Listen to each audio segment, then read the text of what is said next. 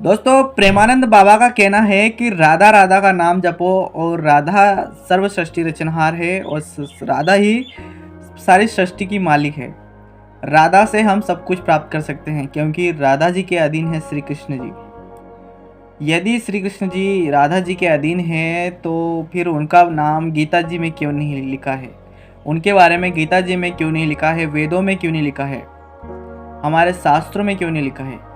राधा जी का नाम यदि जप करने से हमारे सारे कष्ट या फिर हमें हमें सिद्धि प्राप्त हो सकती है, या फिर आपकी किडनी, आप बिगर किडनी के इतने दिन जीवित रह सकते हैं, तो इनका नाम हमारे शास्त्रों में क्यों नहीं है, जरा इसके बारे में बताइए हमें।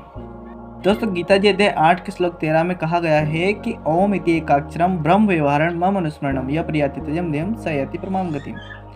गीता ज्ञानदाता यानी श्री कृष्ण कहते हैं कि मेरी भक्ति का केवल एक ओम मंत्र है। और प्रेमानंद बाबा न जाने कहाँ से ये पहले शिव जी की भक्ति करते थे और अब राधा जी की भक्ति किसी ने बता दिया इनको, तो इन्होंने अब राधा जी की भक्ति शुरू कर दी है। पहले ये शिव जी की भक्ति करते थे।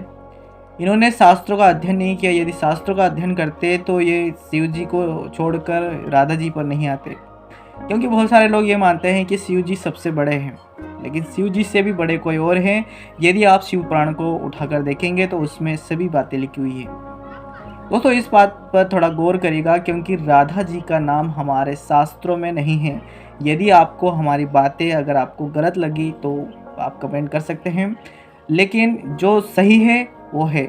जो अभी नूर अनंत जो भविष्यवाणी कर रहे हैं वो उनकी बातें संत रामपाल जी महाराज के शिष्यों पर सटीक बैठती है, क्योंकि संत रामपाल जी महाराज के जो शिष्य हैं वो अलग ही बातें करते हैं। जो हमारे शास्त्रों में लिखी हुई है उसी के आधार पर बात करते हैं। आप उनसे बात करके देख सकते हैं। यदि वो किसी से बात करेंगे या तो वो गीता जी का श्लोक बताएंगे, या फिर पुराणों में से बताएंगे, या फिर वेदों में से बताएंगे। दोस्तों, ये बात एक सोचने का विषय है कि संत रामपाल जी महाराज शास्त्रों का आधार मानकर लोगों को बता रहे हैं, लेकिन लोगों को लगता है कि संत रामपाल जी महाराज को ज्ञान नहीं है, इसलिए वो वेदों और शास्त्रों में से बताते हैं। ऐसा नहीं है कि संत रामपाल जी महाराज को ज्ञान नहीं है इसलिए वो वेदों में से बताते हैं। संत रामपाल जी महाराज को ज्ञान है और वो ये बताना चाहते हैं कि आप लोग भी अपनी आंखों से देखो कि हमारे शास्त्रों में क्या लिखा है।